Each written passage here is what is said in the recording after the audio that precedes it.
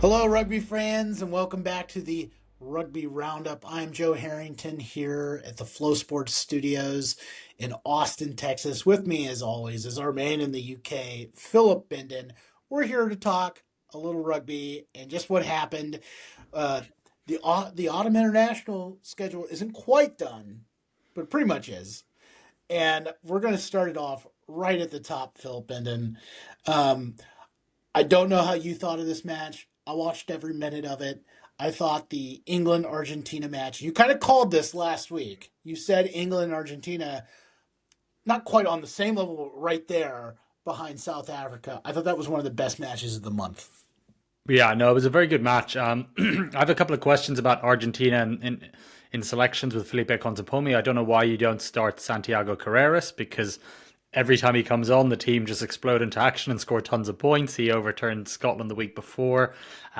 Felipe then came out with some stuff saying that Tom Curry pushed him in the tunnel after the match, which I don't believe for a second. Having interviewed both Curry boys, they are pure gentleman, so I would be very surprised if that was the case and that Felipe wasn't agitating.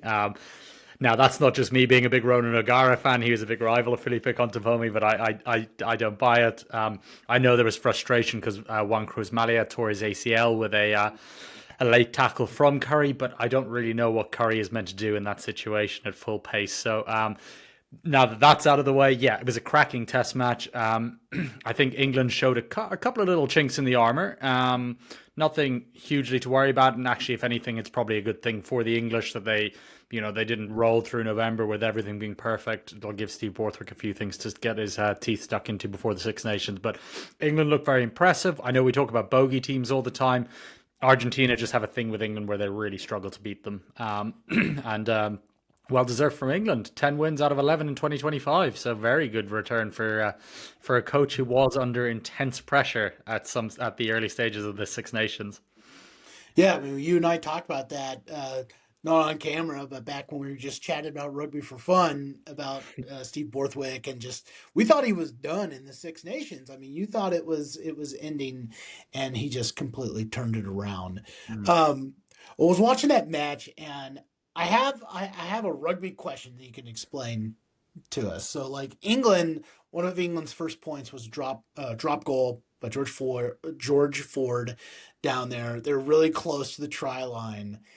What goes into a rugby player's mind? Like, because it seems like you work your way all the way down the field.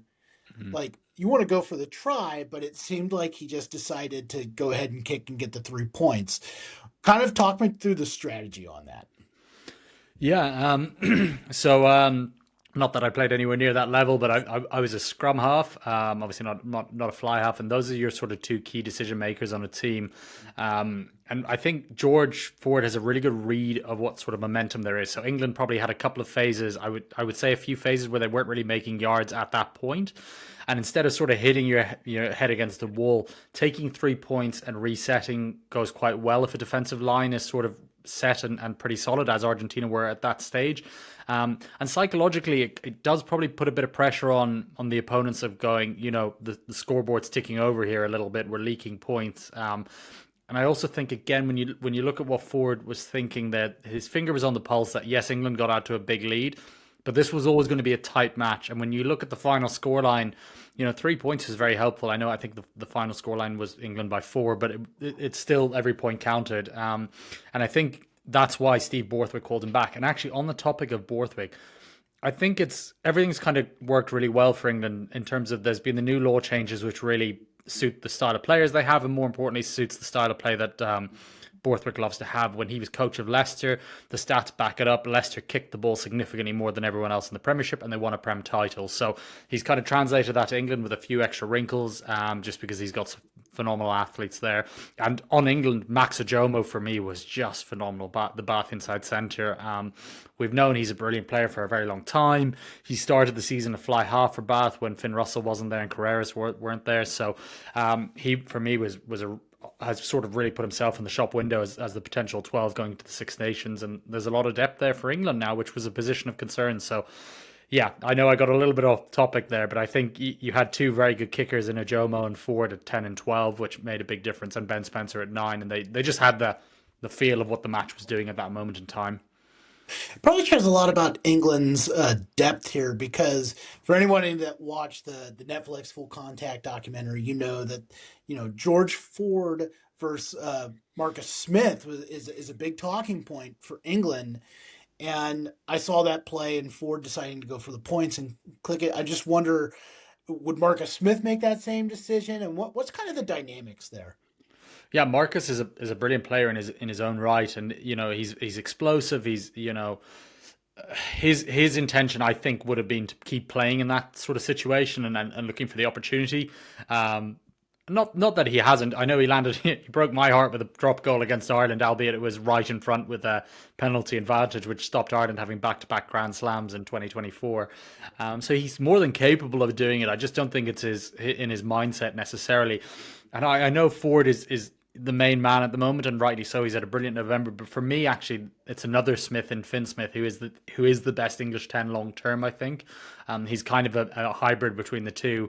And with Marcus's versatility of being able to play fullback, I think he's going to be the ultimate number 23 because I can really see Borthwick doubling down on the power game and going 6-2 all the time. So yeah, I think in short, Marcus probably wouldn't have gone for the drop goal. His intention's probably more of an attacking style, which is why I would bet that Borthwick is backed forward at the moment.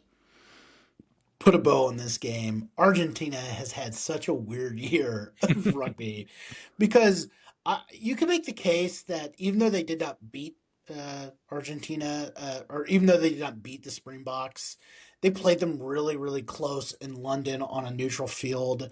Um, I think that might have been one of their highlights, even though they beat the All Blacks, but they beat the All Blacks the year before.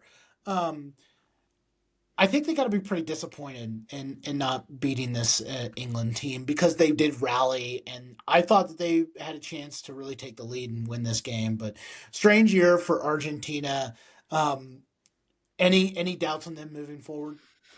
No, Joe, actually, to be honest, I actually like what Felipe's done this season. I know, again, my biggest quibble would be I would just start Santi Carreras because he's just so great. And Thomas Albornoz had a bit of a bad run. I believe it was with concussion. And he came back in. He's a brilliant player, the Benetton fly half, but he just wasn't up to speed. So I would have started Carreras. But on the whole, what I think Felipe's done, and it's not to the extent of what Rassi does with the Boks, but he's played a lot of players this year and built a lot of depth with an eye to 2027. So I think Argentina will arrive, and it's kind of snuck up on a lot of people who don't track them closely. They'll arrive in Australia with a lot of depth. They'll be one of the deepest squads in the tournament. So I think on the whole, yes, the results weren't great.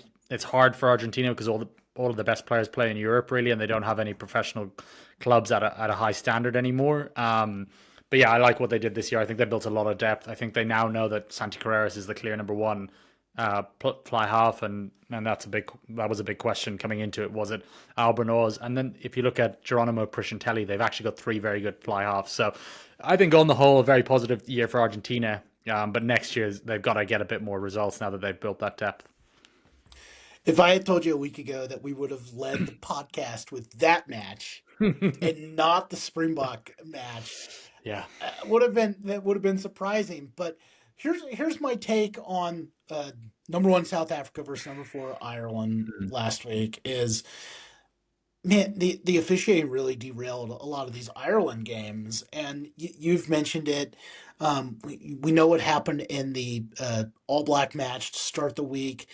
A lot of penalties this past week. It really disrupts the flow. It's like watching a basketball game where the early season college basketball game, which we have lots on Flow College right now if you want to Okay. watch it. But there's a lot of penalties there, and it disrupts the flow. Um, I thought this was a really good match. Obviously, I think Ireland competed really well, but the officiating really took over this one. Yeah, it's really hard. I must be a sucker for punishment. I've watched this one back twice already, and I was just trying to chop it up and do a bit of coding on it in terms of looking at different moments.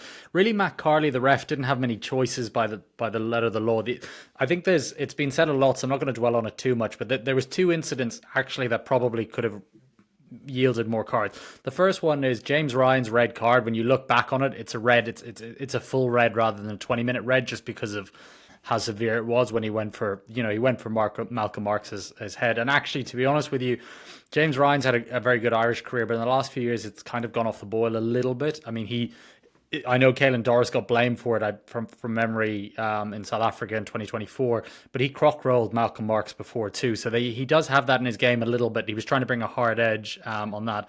And Sasha Feinberg Ngomazulu was very lucky not to have a yellow. In fact, it should have probably been a 20-minute red when you watch it back, just because of he came in with zero wrap and it was a shoulder on head. And then the final one was that Tommy O'Brien, the Ireland winger, should have also had a yellow card. So you could have gone on. So I guess that brings me to my point, and it's not reacting to this game because I've mentioned it over the past few weeks when South Africa were receiving red cards for incidents that I personally didn't believe were red. They should have been yellow. I do wonder when it comes to it, and this is what I think would have made this game in particular a lot better, is instead of constantly resetting scrums and yellow carding players, I think teams should be allowed two shots at the scrum. Okay, so if Andrew Porter's losing his scrum this is the issue where the side was, Thomas Tutoy getting on top of him, you reset the scrum once, you reset it twice, and you immediately give a penalty try, but you don't give a yellow card. Now, my logic on that is Ireland stay with the 15 players. South Africa are still going to be dominating the scrum, and the Boks get rewarded with the points on the board that they deserved. Really, this match was a lot closer on the scoreboard than it probably should have been for the South Africans. From an Irish perspective, they showed a lot of fight, and that was great. But really, it was a weird 11-point match, to be honest.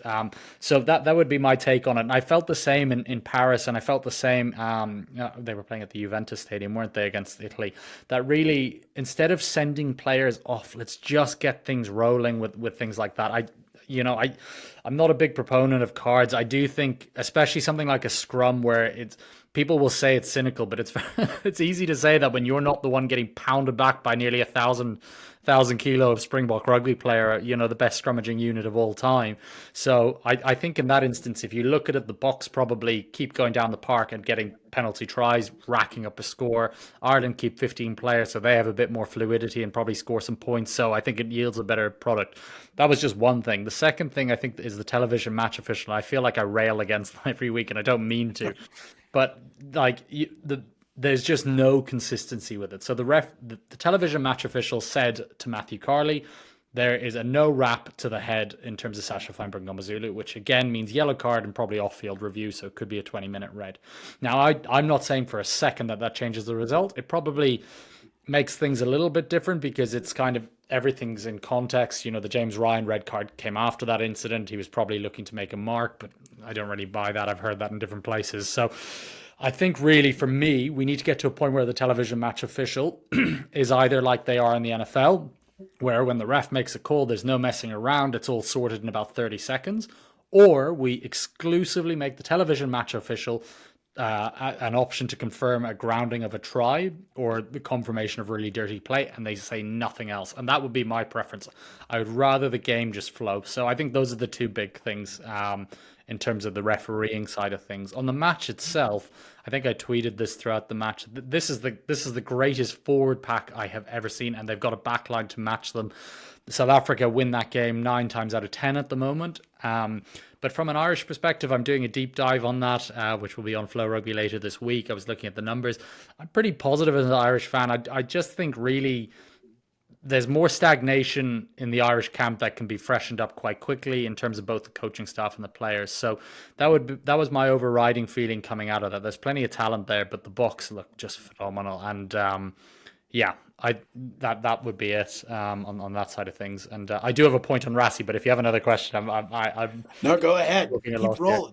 Yeah, I think on Rassie, he's a master on and off the pitch, and I would have loved to see Andy Farrell come out and go, look, that Sasha Feinberg and Ngomazulu should have been a yellow card. I would have loved to see other coaches starting to put a bit of pressure on the match officials, because the reality of it is Rassie is such a galvanizing force for South Africans that, they get an online army. It's us against the world, and it's definitely influencing referees. Whatever referees want to say, they know they don't want to deal with that online. And I'm not advocating for people to threaten match officials. I mean, really grow up. We don't want you to threaten match officials. No, certainly Please not.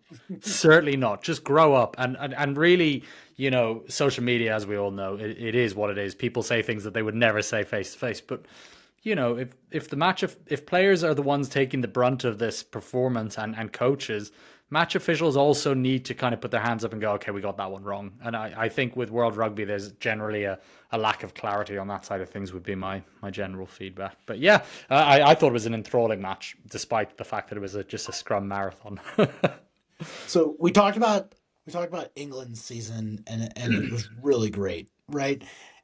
The Springboks definitely had the best season, even though they dropped two matches. Um, it's clear to me that the arguably the match of the year, we're going to come back and we're going to think about that Australia comeback in the Rugby Championship. And we've already talked about if Springboks had changed their lineup in the first game against New Zealand, that match is probably drastically different. But is there an argument to be made that England had the better year, or is it so clearly the Springboks, right? Yeah, I don't think I'm not just saying this because I have a lot of respect for what England are doing at the moment, but they're not even in the same stratosphere as the Boks at the moment. The Boks are in their own world, and I think they will be again next year. Now, I'd say England are the next team. They're the top team in the chasing pack, but I just don't think it's even close at the moment. I think South Africa are in their own world at the minute. And yeah, look, I think as we say, it's really hard to get a proper gauge on where everybody is because we don't have that global season. So, that Chicago match, like we said with Ireland, New Zealand was a bit of a write-off. Everyone's at different points of the season. We'll get a better idea next year in this Nations Championship when everyone starts playing each other where they're at. But that England South Africa match will be huge whenever they do clash. I haven't looked at it ahead, but yeah. Well, we definitely talk about, is England peaking too early? And, they didn't play the Springboks this year, so that goes against it. But I would say they definitely would play them. They're definitely going to play them next year, I believe. And then we've got to talk about if they beat South Africa.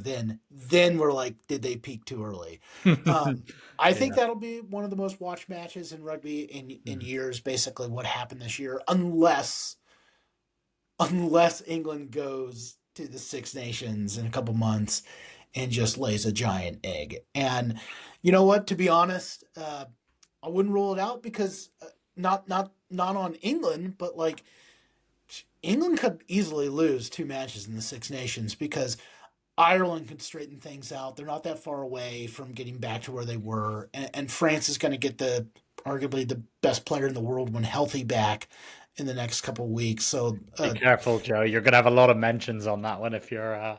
We can't. He who cannot be named at the moment cannot be discussed as the best player with Malcolm Marks just being crowned. Sorry, I'll get to that now. we'll get there. Well, look. Well, I guess that'll be one of my questions when we do get there. But look, you're going to have Antoine Dupont come back. We talked about it last week. I'm so excited for the Six Nations in a couple months because I think that four of the teams have a chance to win it. Three definitely are entering. I think almost equal footing as far as favorites. Scotland, they Yeah. can do whatever. They could win it or they could finish last at this point. I'm not sure. But I'm really excited for those. And I think if England were to lose to France and Ireland, it would reset it and it would make that game against the Springboks a little less big. But I kind of think that at the most they're only going to lose one match in the Six Nations. Yeah, I think they'll lose away to for. To be honest with you, Joe, I haven't been impressed with France this November. I know we haven't really got on them too much at the moment. I know Ireland have quite a few important players to come back, and I think they'll be refreshing the squad even more in the Six Nations. So at Twickenham will be a tough assignment. I think it is. It is. I think if I had to put a bet on now, England would probably be the team I bet to win it, just because again I haven't been very impressed with France. Without Dupont, they just don't. They are not the same team. They leaked a huge amount of points to the Wallabies on the weekend. They leaked a load of points to Fiji. They got smashed by the Springboks. So, yeah, I would say all roads lead to England winning the Six Nations would be my guess. And setting Well, up that blockbuster clash with the Boks next year, who I believe if I'm being honest, I think the Boks sweep the All Blacks 4-0 in that greatest rivalry series too.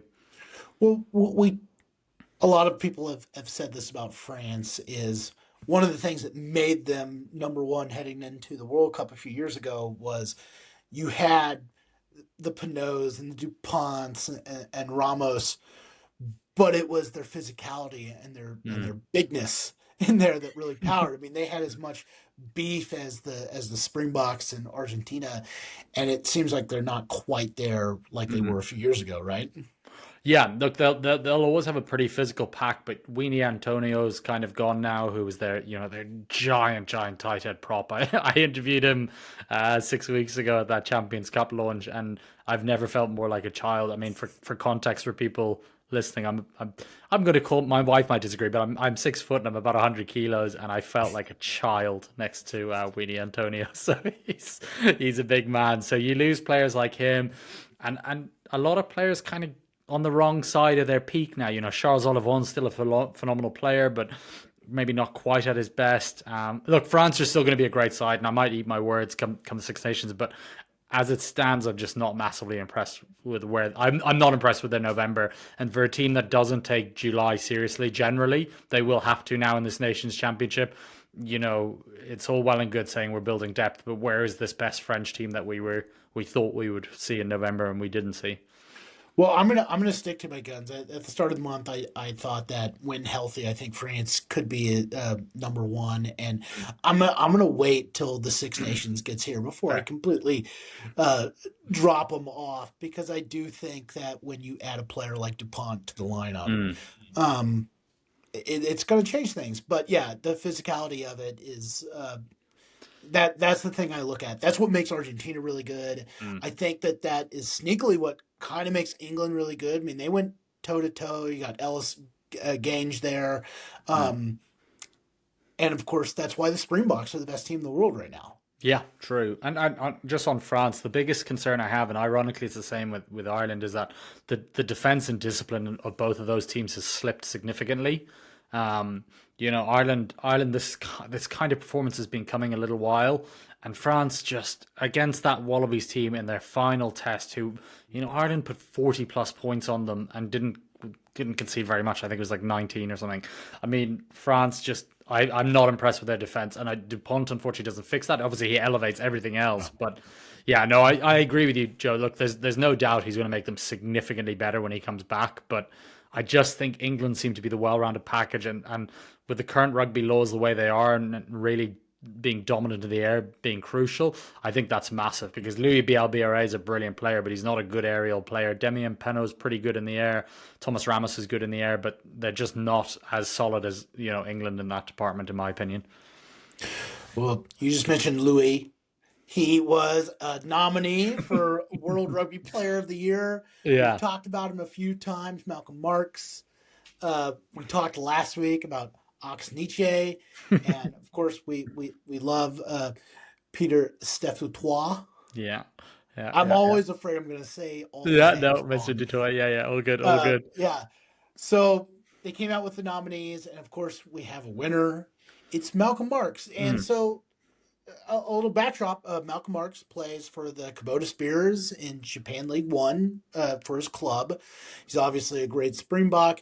He was number 46 on our top 100 player list, mm, but of course we do that at the start of this international window in the summer, right? So we talk about certain players that are making huge leaps. Obviously, Malcolm's probably going to make a pretty big leap in our rankings. He just was the bet. He was just named World Rugby Player of the Year.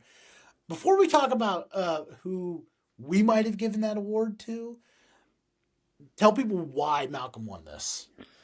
yeah. I think when we wrote that list and ranked him at 46th, I think you got to just put the context of that.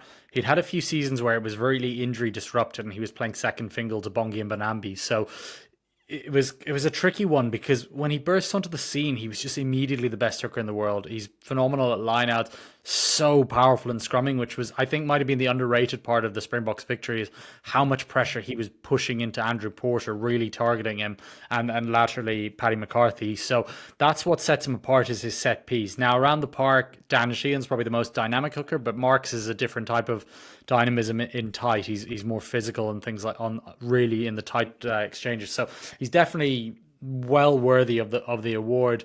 Yeah, I probably wouldn't have given it to him. I would have given it to one of his teammates. But he it's probably an accumulation of winning, two Rugby World Cups and being one of the best hookers in the world for the past decade. And he is in his best form he's ever been in, which is great to see him back to full fitness. And actually, I think it does point to how useful the Japanese league has been to South African rugby in particular, in that they play a much less physical brand of rugby out there, and then the Boks can hit the test arena and be as physical as they need to and feel recovered. And maybe Well, that's you something for other teams to consider. Well, you think about Japan League One. I mean, you have what the three World Rugby Player of the Years in that league Mm, because Artie Sevilla's going there next year. mhm. Obviously, Peter's been there, and now you got Malcolm Marks here, and that doesn't even mention Cheslin Colby, who we Yeah. all know is one of the best players in the world. Mm. So, that's a really talented league. It's just different. It's not one that they're. It's not one of the Power Four, I guess you could call it, if we want to use some college football Yeah. phrase Yeah. there. But it's a league with a lot of talent. No doubt. And it's an interesting league in that it's the difference between the top talent and the bottom talent is huge just because of the variance between the local Japanese players. Not to disparage them because there's some great ones there, but between them and Peter Steph Dutoit, a two-time World Player of the Year, there's quite a big variance in that league. And again, that all ties into why the South African players are so well prepared for Test rugby, because they're just not playing a brutal season of URC and Champions Cup. They're playing far less games. It's much less contact and a much faster game. So I think it really does condition those players and allows them to recover for the test. So yeah, great league, really good competition, really well set up too. It's about the only competition in the world that is just got that solidity of those massive corporations behind it, which makes a big difference. And of course, Japan picked up a big test win Mm. too, in a match that kind of lived up what we talked about. I mean, Mm. Georgia and Japan was a great match. I think Japan won that by what, 2 points? I mean, it was everything you wanted out of a matchup, and I think both teams really showed themselves well in that one. Yeah, and credit to you. You called it. You called the win on that. I was feeling pretty good with 79 minutes on the clock where Georgia had taken the lead, but they just lack of composure. And I think that shows the difference between a team who's played Tier One opposition all November and a team who's played Tier Two opposition all of November. You just can't take your foot off the pedal at the end. That Japanese team were too good to do that with. So that was a cracking test match, and it played out exactly as we thought it would. Georgia dominated up front by and large. I mean, Japan did a good job there, and Japan won the sort of wider exchanges. So a really fun match, and definitely one to go back and watch on Flow Rugby. I really enjoyed watching it back, and we have some good clips of it too on social. So getting back to the World Player of the Year conversation, obviously they take in a lot of the international matches there. We kind of, for our list, we are looking at the international matches, but we're also looking at the club matches.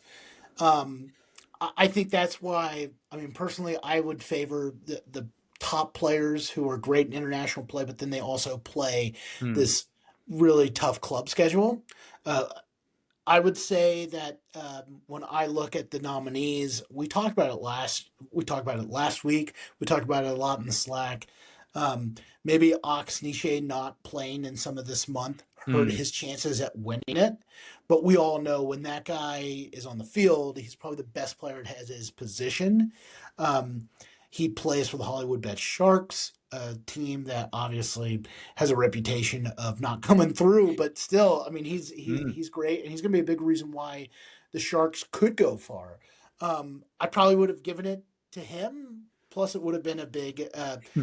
To me, I'm either giving it to him or I'm giving him to Louis, who I'm not even going to try to pronounce his last name. You can say it, Yeah, but Louis he Bielbiaré, yeah. yes, Yeah. because he led his team to the Champions Cup, Mm. and then he led his team. I mean, he was probably the best player on his Champions Cup team for UBB. Apologies to Damien Pinot. And then he was probably the biggest reason why France won the Six Nations Championship. So I probably would have given it to him or Oxniche for the whole package, but I'm not going to quibble here. Like you said, Malcolm Marks is probably the best hooker in the world, but that's probably who I'm giving it to. Yeah, no, I agree. I was trying to start the hashtag Justice for Ox, but Malcolm really deserves it too. I think you hit the nail on the head. I think if Ox had played the whole of November, I think that might have swayed the vote. The reason I say that is Malcolm is brilliant. Don't get me wrong, but Ox is a game wrecker. So you can plan for Ox, but there's nothing you can do about it. He's going to win the scrum battle. So by my estimation, he's significantly the best loose head in the world by some distance. Whereas I think you can quibble about Marks and Sheehan on form and Peyoto Mavaka. Cody Taylor's a very good player, but maybe not quite at that level anymore. Um, and again, look, I'm not taking it away. Marks has really deserved it, and he probably deserves it more for his body of work throughout his career. But I think Ox, in my opinion, really is the best player in the world at the moment. I know we're talking about a certain French scrum half coming back, and it draws the ire of South Africans. And when I go back to Cape Town, I hear all about it. But yeah, no, I think Ox is just such a phenomenal talent, and I think if he has another season like he did this year, he'll win it next year. But if If World Rugby had any insight on the social media, I would have definitely named Louis BLBRA just to absolutely get the South African army on them if they Well, wanted the here's numbers. a question: if France had pulled off that win over South Africa a few weeks ago, Yeah, is the vote different? possibly, but I think that South Africa were so yeah, maybe. It's I mean, hard to say. Hard to he say. was They were just so so good comprehensive. this Sorry, year Joe. for UBB. He was so good for I UBB, know. Yeah, and no, I yeah. agree. It's interesting. It would be nice to see what the voters are. They obviously just look at Test rugby by the looks of things, because if you are taking into account the club season, you wouldn't consider any players in Japan. So it must be just a Test award, I would imagine. Well, all right. So the next part of this is who are we going to be talking about as the World Rugby Player of the Year a year from now? Okay. I'm going to give you a couple of left field options too, just to mix it up. Ox is my first choice, obviously, as I've said there. In terms of if I was looking at young players, you've got Sasha Feinberg Ngomazulu, who is just so exciting. And whatever about what we said about the yellow card, it's not a knock on him. The only thing I would say is that at times he maybe gets involved with situations that he didn't need to, but he's just such a talent and he's so bright. Like you can see how he reads the game. So for me, he would be my front runner alongside Ox. If we're looking outside of South Africa, because there's so many candidates in the box. If they have if they have a run like they did again this year and they sweep the All Blacks, it's going to go to a South African. But let's just park that for a minute, as much as that's going to frustrate South Africans. I think if you look in France, a left field option for me would be Nicolas Deporter, who's the Union Bordeaux-Bègles centre, and he now looks like he's the first choice outside centre for France. He's just such a good player. So good. You've obviously got Mr. Dupont. If he comes back and hits the ground running and plays as well as he does, then he's in with the running. In England, there's a few options there. I'm just trying to think of who we might. England's a weird one because they're collaboratively a very good team, but none of them, in my opinion, just yet are the very best in their position. They're closing that gap, and it'll be very different next year. Caelan Doris has come back like nobody's business. I think he's a brilliant player for Ireland, obviously, and I might sound biased, but I'm not a Leinster fan, so no, it's not biased. I think Caelan Doris is a really good option there. So I guess if we're going to give it a short list of four, Oxnard, Sasha Feinberg and Gomazulu, Nicholas Deporter, and Caelan Doris is my four at the moment. It's tough because we know Jordy Barrett had a pretty major knee injury. He is on the Antoine Dupont path, right? He has a torn ACL, so that kind of takes him out. He's really good. Um, I am going to be looking at the Pacific there. I think Will Jordan has a chance. Yeah, I think he is definitely going to be breaking the All Blacks try record. I mean, he's only a few tries away. We yeah, were joking at the start of the Wales New Zealand match. I think he was 4 tries away, and I was like, it could happen. He could tie it. good. So I think he is on the short list from me. Um, I think Artie Sevilla, if we're talking about, he's going to Japan League One, so obviously he has all the benefits of moving out of Super Rugby. Mhm, And again, I think that if New Zealand comes out and has a really good international season, mhm. I think that's really going to help those two players. So I would put those two there. Oxniche, I think, is obviously going to be on my list too, and I'm with you on Sasha. I think he makes that round.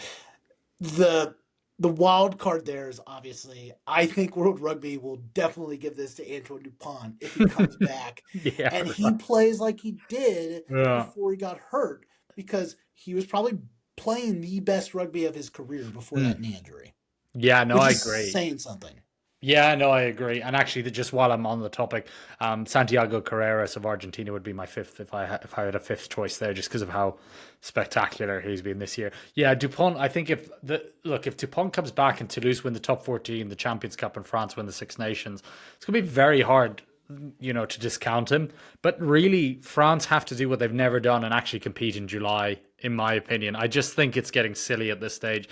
It's all well and good, building depth and going down, but the top 14 is such a great competition, but there has to be a way of making the top 14 and international rugby work. There has to be. Well, here's the question to that is with this new series competition, does France change how they approach it?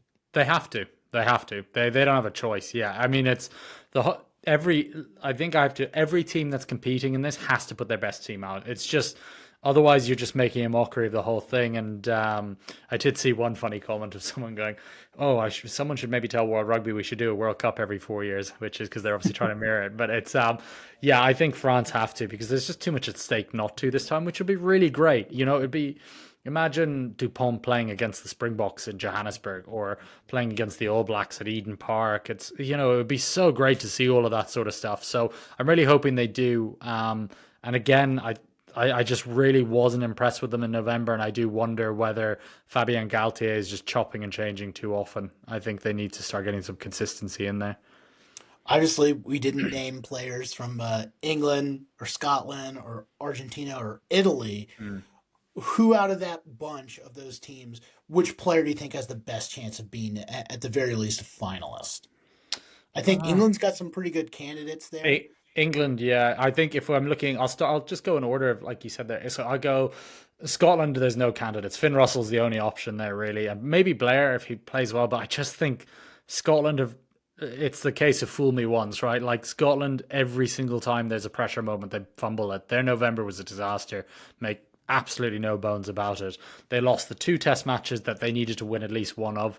And, putting 56 points on Tonga and 85 on the US, it doesn't do anything to their reputation, unfortunately.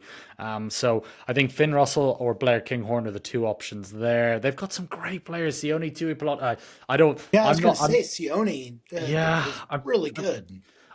Maybe not like other Irish fans. Like I actually do want to see Scotland do well. It just drives me up the wall because they've got the players. I can't do every podcast saying a coach needs to get fired, but I think Gregor Townsend of all the coaches in World Rugby is on the most pressure. So yeah, I think if let's give Scotland two. They've got Blair. They've got no three. Blair, Finn, or Sione are the three options there. England. I think Marrow's definitely playing the best rugby of his career, so he's a real option, and he's the skipper, so a really good candidate for it there. The back row, there's so many good players. Ben Earl's playing really good rugby. I mean, Ellis Emmanuel Gage Fairbox, yeah, could be Ellis there. Genge. Yeah, Ellis Genge for sure. And Genge has been brilliant for years. Emmanuel Fairbox, we talk about explosive players. He crossed my mind. Incredible player. Tommy Freeman could be there. I know people want me to say Henry Pollock, but until Pollock starts, starting matches for England, it's very hard to kind of get in that conversation. So, which again is what I think dinged Malcolm Marks for so many years, as he was coming off the bench. So, yeah, I guess if we let's give everyone three. So I've got the Scottish three. England, I'm going to go with Marrow. I'm going to go with Ben Earl, and I'm going to go with Emmanuel Boso, just because they don't seem to want to pick props. So Ellis isn't in there. And then Italy's really interesting. I've got Tommaso Menoncello, Ange Capuazzo, and then they've got some really good forwards coming through too. It's hard. Federico Ruzzo is a brilliant player. Gosh. Yeah, I think Menoncello and Capuazzo are the two leading ones there. And if I go with I'm going to add in a forward just for the sake of it. Let's go with Nicolo Canone. So there we go. Not that I think any of those players are going to win it, but they would be my options from those three countries. Argentina is it's pretty simple. I think it's Kramer, it it's Yeah, it's Sandy Carrias, yeah, and big Pablo. of course the yeah and Montoya. I mean, Yeah, I think yeah, yeah. that's there. Um, okay, the last question on the World Rugby Player. So this is I think a really good one. Um, who's the best player, regardless of whether he's in his prime or not? Who is the best player active right now who has never won this award? Who's never won the award? Jeepers. Ox probably again is right up there. Dan Sheehan and Caelan Doris are probably. Oh, Tyg Byrne. Sorry, what am I saying? Tyg Byrne. Yeah. Jeez, where was I going with that? Tyg Byrne not even being shortlisted was criminal. Um, he was player of the series in the British and Irish Lions. He is unplayable at times for Munster, Ireland, and the Lions. Yeah, Tyg Byrne. Sorry, what was I thinking? Has Eben won? Oh God, how's Eben not won it? I just assumed he had. Yeah, Eben Etzebeth, Tyke Byrne. God, yeah, I mean, with I it being can't an I annual, can't I can't look it up. The Wi-Fi here is messing Cheslin up. It's all Colby. power. Yeah, Colby, Etzebeth, Byrne. Gosh, yeah, it's hard to see Eben or Ty. It's hard to see any of those three winning it now because they're all, on the wrong side of 30. And there's just so many good young players. But yeah, those three all deserve a crack at being at least being nominated. I know Cheslin's being nominated a few times, and I'm sure Eben would have been. But yeah, so those three are. I can't give you one, but those three are all very much well deserving. All right. Well, speaking of Munster, we just talked about them. The Hmm. URC is back. Munster's playing in the match of the round. They are at the top of the table, same record as the DHL Stormers. This match, I don't think will have a lot of their international players here coming off the season, and Mm. obviously a week before the Champions Cup. However, both of these teams have played really well without their international stars. Obviously, Munster does not have as many Irish nationals on their roster. Some of their best players, like we just talked about, Todd Byrne. I mean, he's probably not going to be there. Maybe, I don't know. Obviously, the Springboks are still playing their international Mm. season. They have Wales this week, so the Stormers won't have their Springboks. Still, the Stormers without their Springboks did beat Leinster 35 to nothing in round one, Yeah, which was which was an eye popping result. Um, this match is going to be part of the third Athletes Lounge, so it'll be part of the free simulcast. Philip, what's your take on this match?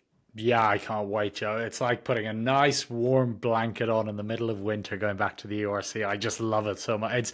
I know, people say different things about club rugby. I just love it. You kind of get to park some of the terrible social media nonsense you get with the test rugby and just get back to enjoying rugby. Yes, the match itself is going to be really interesting. I had an email come through from Munster just there talking about which players were available. There is a real shot that Craig Casey and Jack Crowley get to play in this, which would just be massive for Munster. They've got a lot of players coming back from injury. And just while we're on it, Ollie Jaeger looks like he is returning to playing the tight head prop, and I really wish him all the best because he's had a terrible run with concussion, and there was a lot of talk about his career there. But the guy is phenomenal when he's up and running, so I wish him all the best, and hopefully he'll be back. So, yeah, the match itself was really difficult to call. Really difficult to call. The Stormers have been brilliant so far this season, as of Munster. The big factor is that it's in Munster. It's at Thomond Park. The conditions look like they're going to be pretty mixed this week, which probably doesn't really favour the Stormers because they'll want to play a bit more expansively. And I know that The might just. irony there that a team Yeah. called the Stormers might have some weather issues. Yeah. But they do come from the most beautiful city in the world in Cape Town, where the weather's pretty great. So they'll enjoy that. Yeah, it's a tight one. I think what I know we talked about the Irish internationals, and that it's a big bugbear of mine. It's a big bugbear of many fans outside of Leinster that more Ulster, Connacht, and Munster players aren't in it. When you look at this Munster team, there's probably about 5 or 6 players, in my opinion, that would justify a call up to the national team. So they'll want to say, look, we're playing against the best team in the URC. Let's lay down a marker. Let's get some good runs going into Europe. Sorry, the Champions Cup, as it's now known. Let's get that momentum. So I personally think Munster do win this, but I think it's going to be a very tight match, and I think it's going to be a different match than the Stormers have played so far this year. Yuri Mattia, the Stormer fly half, has really caught my eye. I think he's been brilliant, and across the board, I don't see any weakness in the Stormers team. But I think at Thomond Park, with the conditions, and if Jack Crowley and Craig Casey play, I think Munster just have a little bit much at home. If this was played in Cape Town, I'd back the Stormers by probably 15 points, but in Thomond Park, I think it's a bit tighter. We've talked. I've told you how impressed I am with the Stormers. They're my pick to win the Champions Cup. Spoiler alert if I haven't said that already. I think I said it last week. Yeah. Um, I kind of agree. I think this being in Thomond Park, um, the chance of Munster having some of their internationals there. Although even if they didn't, I think the fact that Munster's A team, because they're not Leinster, some of Mm. Munster's A team is really going to play in this game. Whereas the Stormers, I mean, we all know that their star players are probably going to be in Wales. Yeah. Um, Well. that said, like I wouldn't miss the athletes lounge at all because our Mm. guy Philip's going to be on there. He's going to be talking. If you we say this all the time, obviously Philip is a big Munster fan. He says that all the time, but he grew up in Cape Town, so he knows both of these clubs really well. Yeah, I love. I think it's going to be cool that there's a Springbok game before this match, so we can really wrap up the international season. And of course, uh, Adam Armstrong and Philip will be talking about the Champions Cup, which will be uh, the following week. So do not miss the Athletes Lounge. It is coincides with the best match that I think we've had in the first 6 rounds. I Mhm. mean, obviously it sets up nice. I mean, these are the two best teams in the URC. Pretty like separate. I mean, I don't think there's been any team that has been as good as these two. Yeah, no, they are by far the class of the competition. And actually, when you talk about it, they both hammered Leinster, who are the reigning champions. And look, I know it was a young Leinster team that went to Cape Town, but there was still plenty of quality there, so you can't take anything away from the Stormers on that. And Munster beat a fully locked and loaded Leinster team and beat them comfortably and hammered them, which is again another bugbear of mine that with the national team there has to be a bit of changes that maybe a style change where you back your 10 in Jack Crowley and build the game around him. So, which Munster are clearly doing under Clayton McMillan. So it's going to be fascinating. And two contrasting teams. And again, these two have built up a really good rivalry when you think back on it. Munster won season 2. They beat the Stormers down there in the final. I would argue that the Stormers have consistently been the best team in the URC bar last season. So, yeah, it is really shaping up to be a great match. And actually, I think it goes a long way to deciding who tops the table when it's all said and done. In my opinion, Leinster will be there or thereabouts, but they won't be able to get back to the top of the table. They've just dropped too many matches already. All right, before we call it a podcast, got a couple more questions here. We're obviously really excited about the Champions Cup, which is about Mm. 2 weeks away now. Pool one. The question I have for you on our Champions Cup segment this week, Philip, is um, the coaches that are under the most pressure to win the Champions Cup this year. I think there's a pretty obvious one Mm. based on what's happened the last 5 years. One that was taken off the table was John Plumlee, the Hollywood Bet Sharks coach, because uh, he's not going to be the coach next year. So the Mm. pressure is, just win it, and then he can move on to his new role. But for you, which club coach is entering with the most pressure to win? Yeah, John Plumtree would have been an interesting option just because of the Sharks have massively misfired. Leo Cullen by a mile. I don't think it's even close. That Leinster team they should have had at least 2 Champions Cup titles under their belt. You host a final, you go into a massive lead and you lose it. I don't know how you do that. La Rochelle deserved massive credit for winning both of those. Leinster could have beaten Toulouse if they were unfortunate. A Kieran Frawley drop goal, which was right in front of me. I was sat in the stands working that match, and that just drifted off the posts, and they would have had a title. So it's harsh. Coaching is a difficult business in every sport. It really is, but results are what matters. And I think if you were to do the whole picture, if you had a pie chart of what Leo Collins' tenure has been, it's been 90% positive, with the 10% being losing those finals, being negative, and unfortunately that's enough to eat away at the rest of it. I think if Leinster don't get over the line this year, there has to be a change there, because that team is too good and they're starting to get onto the wrong side of their peak. So I'd say Leo Cullen's under massive pressure. Off the top of my head, he's quite significantly the most under pressure to win it, because I don't think the French. I mean, Ugo Mola at Toulouse, they want. There is always pressure for Toulouse to win it, but they have a really good chance. And yeah, I mean, obviously UBV won it last season, so there's no pressure there either. Well, obviously Leo Cullen is such the obvious answer, but I'm going to give two other names Okay. here because I agree with you. It's definitely Leo Cullen, but there's two other names. Ronan O'Gara wants to be an international Yeah. rugby coach. All Mm, right. The mm, last 2 years have not been great for La Rochelle. They're kind of in the middle of the table right now. They just lost at home this mm, past week to Castres in top 14. Ronan, obviously, like, he's not going to leave for another club, I think, at this point. His next job will probably be at the international level. And yet, you don't want to lose that momentum. And I think if La Rochelle comes out and has a really bad Champions Cup, then he starts losing the argument for why he should be, I mean, insert biggest international coaching job available. Because, if Andy Farrell were ever to leave Ireland, like, obviously you go out and you hire Ronan O'Gara because he's one of the biggest Ireland stars of all time. But then, he really dipped these last 2 years, and it was pretty noticeable. Now, I still think La Rochelle, full strength, could come back and be really good, and they could win it because we've seen them do it. But I think there is some pressure on Ronan O'Gara, not from like La Rochelle's never going to fire the guy, but like mm. Ronan O'Gara is a really talented coach who wants to be at the international level. So that's one of my takes. And then, of course, the other guy that I think has some pressure, mainly because of comments that he has made, is Stormers coach John Dobson, Mm. who has said, like, South Africa has to be more competitive in these Champions Cup matches, right? Well, he's got to back it up Mm. and put out lineups when they go to Europe that make them competitive. So those are two names that I would throw out there. Yeah, they're both great names. Actually, I'll start with Rog. So, my honest opinion, the best thing for Rog and the best thing for Ireland, I think every tenure perhaps has its sort of expiry date. If that makes sense, how rare is it to get a Bill Belichick, Tom Brady dynasty? You don't see it.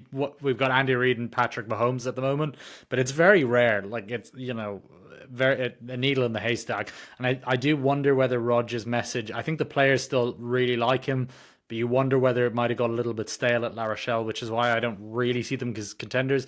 Like you said, they have enough power to turn up and beat anyone, but I just looking at them in the top 14, they took a hammering at the hands of Toulon recently, and I think my ultimate, what I think would be best for all the parties, would be Rog eventually going into the Irish team as an assistant to Andy Farrell for a couple of years and then taking over in 27. And actually, I think it's a two-sided win really for Rog. He gets into the national team, and for Andy, he actually gets a coach that really pushes back at him, because that's where I know I hinted at it earlier, and it's going to be in my article. I do think the most stale area of Irish rugby at the moment is the national coaching setup. You need a little bit of friction in that, and I think Rog would bring that in bounds. So I think that would be a great move. On John Dobson, Dobson's always under pressure because Cape Town's such a great rugby city, and Western Province is such a hotbed of rugby talent. But it's so hard, like, he's delivered a URC title. He's been a consistent threat in that competition. They've got a really good chance of winning it again this year. But you're right. If they go into the Champions Cup and they don't get into the knockout stages again, and they, don't win the URC, you could see a world where Dobson's under pressure, because he was under a lot of pressure last year. For me, he's one of the best characters. Both men are two of the best characters in rugby, and I'd hate to see it. And I think they're both world class coaches. But yeah, that's a really good pairing. I hadn't even come into my mind, to be honest with them. But yeah, it's a really good pair. All right, we're gonna end it with our picks here. All right, I think it's one of the matches of the week. Saracens versus Bath. This will be streaming on Flow Rugby. This is a Sunday match at 10 a.m., I believe. You can check out Flow Rugby and look at our schedule if I'm mistaken. But really good match. I'm picking Saracens in this one. Yeah, I'm going with you on this. I'm picking the upset in Sarries, just because they're at home. They need it. They took a hammering at the hands of Northampton last time out. They need to get themselves back on track. I think they have enough power to live with Bath, which most teams don't in the Premiership. So yeah, I'm going Sarries too.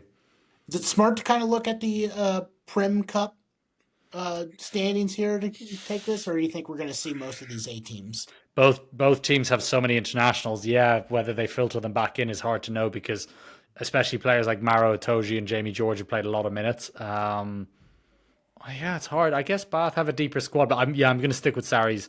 I think I'm going to stick with Sarries. I think they're playing pretty good stuff at the moment. All right, Bristol Bears versus Northampton Saints. I'm backing the Bears. I think they win this one mainly because I kind of want the chaos. I guess I should have picked Bath to win it, win the other match, but I'm going to be picking the Bristol Bears in this one. Yeah, I'm going to go Northampton because I think you're likely to see Finn Smith play and a few of the other English internationals play if they're all back. So, yeah, I'm going to go Saints in this one just because I was so impressed with what they did last time out, and I think Phil Dowson and Sam Vesty talk about people who will be international coaches. That pairing are going to be international coaches at some point. All right, Poe versus La Rochelle. La Rochelle coming off a loss at home to Mm. Castres. Poe just beat Bordeaux. These are two teams going in the opposite direction. That said, I think La Rochelle gets this one just because they just lost a really close match. They're either going to be blown out by a gazillion points or they're going to come back and play really well in this match. Yeah, I think we're splitting again here, Joe. I'm going to go Poe because I believe they're at home, aren't they? And the top They are. 14 home split is just something else. Yeah, I'm going to go with Poe. All right, the next top 14 match we'll pick. Bayonne started really strong in this season, and now they're dropping off, and they really are competing just to Hmm. stay in what I call the Champions Cup conversation, right? Like you got to finish in the top eight to make it. Bayonne has dropped a little bit. They play at Leon, and obviously that is the EPCR Challenge Cup finalist from last year. Um, but I am not taking the road team here. I'm taking Bayonne.